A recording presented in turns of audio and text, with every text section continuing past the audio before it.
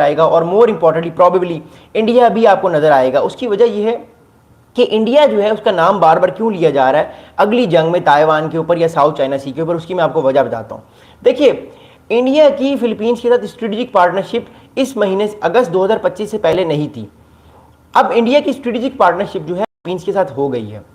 और दूसरी बात ये कि कल जो है वो 5 दिन के दौरे पे, 5 दिन के विजिट पे ऑस्ट्रेलिया के आर्मी चीफ जो है वो भी जो है वो इंडिया का दौरा कर रहे हैं, और वो इंडिया में मौजूद हैं, दिल्ली में मौजूद हैं।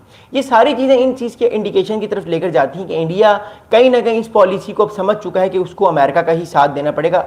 ऑल दो कि अभी अमेरिका और इंडिया के ताल्लुकात अच्छे नहीं हैं, लेकिन कहीं ना कहीं इंडिया इस पॉलिसी को अब समझ चुका है, या उसने फैसला ले लिया है कि आने वाले टाइम पे कल नहीं तो परसों उसको ये फैसला लेना पड़ेगा कि वो चाइना के अगेंस्ट जो है वो उसको कंटेन करना पड़ेगा। और अगर वो करता है तो ये सारे ममालिक जो है वो इंडिया को डिप्लोमेटिकली भी कुशन देंगे और ये मिलिटरीली भी इंडिया को स्ट्रॉन्ग करने की पूरी कोशिश करेंगे, ताकि वो चाइना के सामने खड़ा हो सके और ठीक ठाक चाइना को नुकसान पहुंचा सके आने वाले वक्त में, अगर इंडिया इन चीज़ों पर अमल करता है जो कि अमेरिका उसको कह रहा है। अगला बड़ा इंपॉर्टेंट स्टेटमेंट ये है कि हमने हैरानकुन तौर पे first time Indian naval forces को साउथ चाइना सी में देखा है, जो कि एक अनप्रेसिडेंटेड चीज़ थी। इस बारे में कोई सोच नहीं रहा था कि इंडिया जो है वो साउथ चाइना सी में एक्सरसाइजेस करेगा, लेकिन वो अब कर रहा है एक्सरसाइजेस। तो अगला जो आपको बैटल ग्राउंड, अगला जो थिएटर नजर आएगा जंग का, वो आपको साउथ चाइना सी नजर आएगा। ये जंगें जो खत्म हो करवा रहे हैं ट्रम्प साहब, इसके बाद जो अगला आपको थिएटर नजर आएगा, अगले वॉर के जो कॉन्फ्लिक्ट्स छोटे मोटे आपको नजर आएंगे, टेंशन जब बढ़ेंगी, वो आपको साउथ चाइना सी में नजर आएंगी, या सी ऑफ जापान में नजर आएंगी, या आपको ईस्ट चाइना सी में नजर आएंगी। ये पूरा इलाका जो है,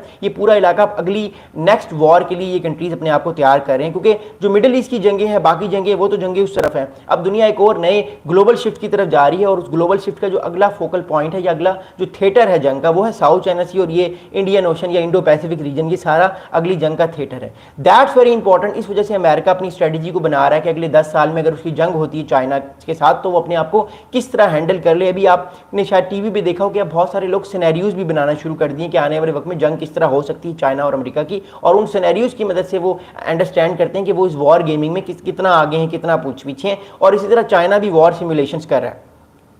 अगला इंपॉर्टेंट पॉइंट है कि अब आने वाले वक्त में होगा क्या साउथ चाइना सी में, और इन सारे मामलात की इंप्लीकेशंस क्या होगी। क्योंकि साउथ चाइना सी में हम देख रहे हैं पिछले तकरीबन 5 साल से जो मैं एक पैटर्न नोट करता हुआ आ रहा हूँ, साउथ चाइना सी में चाइना और एग्रेसिव है, चाइना को तगड़ा हो रहा है, ताकतवर हो रहा है, तो वो साउथ चाइना सी पे अपना क्लेम और मजबूत कर रहा है। पहले चाइना इतना तगड़ा नहीं था, ताकतवर नहीं था, आज वो तगड़ा है तो वो एक्सपैंड कर रहा है। और ये रूल होता है ग्लोबल पावर्स का, जब वो तगड़ी होती हैं तो वो एक्सपैंड करती हैं, जब वो वीक होती हैं तो वो श्रिंक करती हैं, वो पीछे चली जाती हैं। तो ये ग्लोबल ऑर्डर का ये रूल होता है, इसमें कोई बुरा मानने वाली बात नहीं। ये हर सुपर पावर ऐसे ही करती है, और सुपर पावर जो होती है उनका बिहेवियर ऐसे ही होता है।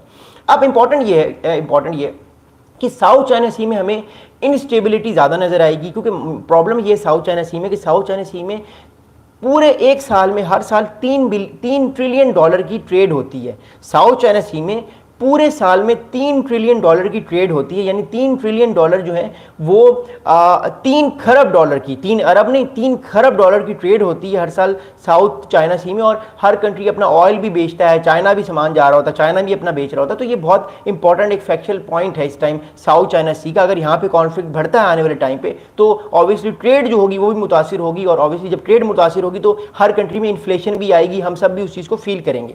अगला बड़ा इंपॉर्टेंट इशू ये है कि जो मिलिट्री एस्केलेशन है वो आपको अब साउथ चाइना सी में बढ़ती हुई नजर आएगी। एक तरफ इंडिया है, फिलीपींस है, जापान है, साउथ कोरिया है, अमेरिका है, ऑस्ट्रेलिया है। दूसरी तरफ चाइना भी कोशिश करेगा अपने एलाइज को इस मैदान में ले आए, लाइक नॉर्थ कोरिया, रशिया।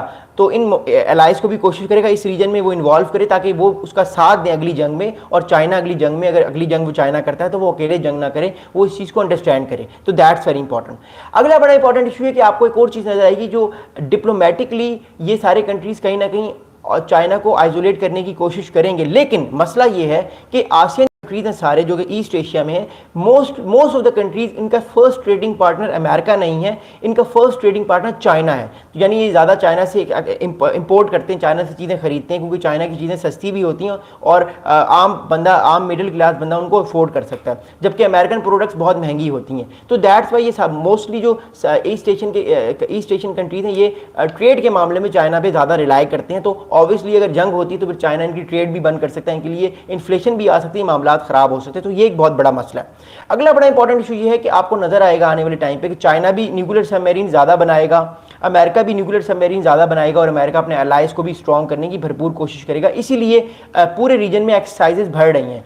मैंने सुबह जो एक वीडियो बनाई थी, मैंने आपको बताया था कि 18 अगस्त से 11 दिन की साउथ कोरिया और अमेरिका की मिलिट्री एक्सरसाइजेज साउथ कोरिया में शुरू हो रही हैं, जिससे नॉर्थ कोरिया प्रोवोक होगा। अब नॉर्थ कोरिया भी हो सकता है उस प्रोवोक होने के बाद या तो चाइना के साथ या फिर रशिया के साथ अपने कंट्री में मिलिट्री एक्सरसाइजेज करे, जिससे फिर साउथ कोरिया और अमेरिका प्रोवोक हो। तो अब ये आपको एस्केलेशन आने वाले